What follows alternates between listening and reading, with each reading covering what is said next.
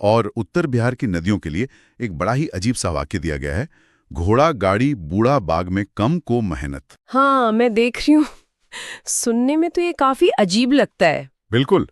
मतलब सच कहूं तो मुझे ये सिर्फ अक्षरों का एक बेतुका समूह लग रहा है। क्या परीक्षा के इतने भारी दबाव में ऐसे अजीब वाक्य सच में याद रह पाते हैं? देखिए, हमारा दिमाग ना अजीब और असामान्य चीजों को ही सबसे जल्दी याद रखता है। लोग अक्सर मेमोरी पैलेस को सिर्फ एक रट्टा मारने वाला शॉर्टकट समझ लेते हैं। अच्छा, तो ये उससे कुछ अलग है? हाँ, बहुत अलग। असल में ये किसी भौतिक स्थान की स्पष्ट कल्पना करने की तकनीक है। किसी को सिर्फ ये वाक्य नहीं रटना है, बल्कि दिमाग में एक पूरी तस्वीर बनानी है। तस्वीर बनानी है? मतलब कैसे? सोचिए, एक बहुत पुराना बगीचा है, यानी बूढ़ा बाग। वहां एक घोड़ा गाड़ी खड़ी है और कोई व्यक्ति वहां बहुत कम मेहनत कर रहा है। ओहो, तो एक पूरी विजुअल स्टोरी बन गई। एकदम सही। जब इन अजीबोगरीब छवियों को एक स्थान से जोड़ दिया जाता है ना, तो दिमाग उसे तुरंत लॉन्ग टर्म मेमोरी में सुरक्षित कर लेता है। समझ गया।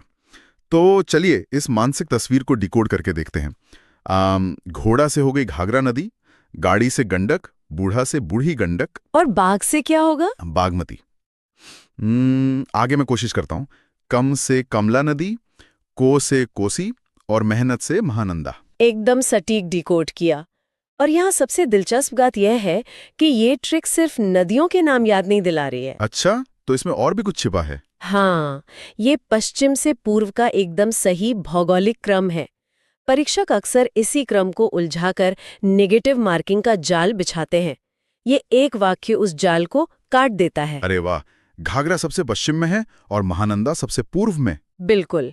ये तो सच में एक सॉलिड स्ट्रैटेजी है। लेकिन यहाँ एक भौगोलिक पेंच भी तो है। हाँ, बिहार के बीच से गंगा बहती है। बिल्कुल, वो राज्य को दो अलग अलग हिस्सों में बांटती है। उत्तर की नदियां हिमालय से आती हैं, जिनमें साल भर पानी रहता है, पर दक्षिण बिहार की नदियां तो छोटा नागपुर पठार से आती हैं ना, जो बारिश पर निर्भर हैं। सही पॉइंट है। तो जब दोनों तरफ का भूगोल एकदम अलग है, तो क्या याद रखने का तरीका या सूत्र भी बदल जाता है? बिल्कुल बदलता है। उत्तर की उस उथल-पुथल वाली विजुअल छवि के उलट दक्षिण बिहार के लिए जो ट्रिक दी गई है वो बहुत ही काव्यात्मक है। काव्यात्मक? वो कैसे? वाक्य है, सोना पुनः फल की हार। सोना पुनः फल की हार। हाँ, इसमें एक ठहराव है, एक लय है।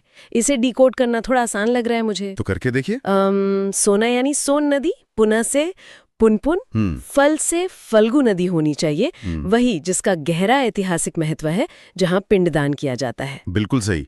उसके बाद की से क्यूल नदी और अंत में हार से हर हर नदी। यानी दक्षिण में भी ये पश्चिम से पूर्व का ही सटीक क्रम है।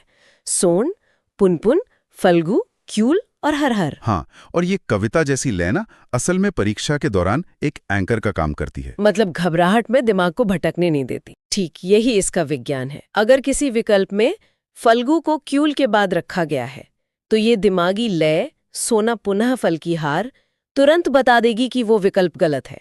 तो कुल मिलाकर यह स्पष्ट होता है कि कठिन परीक्षाओं के लिए सिर्फ जानकारी इकट्ठा करना काफी नहीं है, उसे व्यवस्थित करना असली चुनौती है। और यही स्मार्ट तैयारी का सार है, डेटा को इस तरह प्रोसेस करना कि जरूरत पड़ने पर बिना किसी कंफ्यूजन के तुरंत याद आ जाए। ये चर्चा वाकई आंखें खोलने वाली रही, पर जाते जाते एक सोचने वाला सवाल जहन में आता है। वो क्या? हमने इन विशाल नदियों को, जिनका अपना एक गहरा सांस्कृतिक और ऐतिहासिक वजूद है, जैसे कोसी की विनाशकारी बाढ़ या फल्गु का पौराणिक महत्व, परीक्षा पास करने के लिए महज कम और फल जैसे छोटे शब्दों में समेट दिया है। ये तो सोचने वाली बात है। क्या इन शॉर्टकट्स और ट्रिक्स की दौड़ में हम इन नदियों के वास्तविक भौगोलिक और सांस्कृतिक महत्वों को भूलते जा रहे हैं? अगली बार जब कोई नक्शा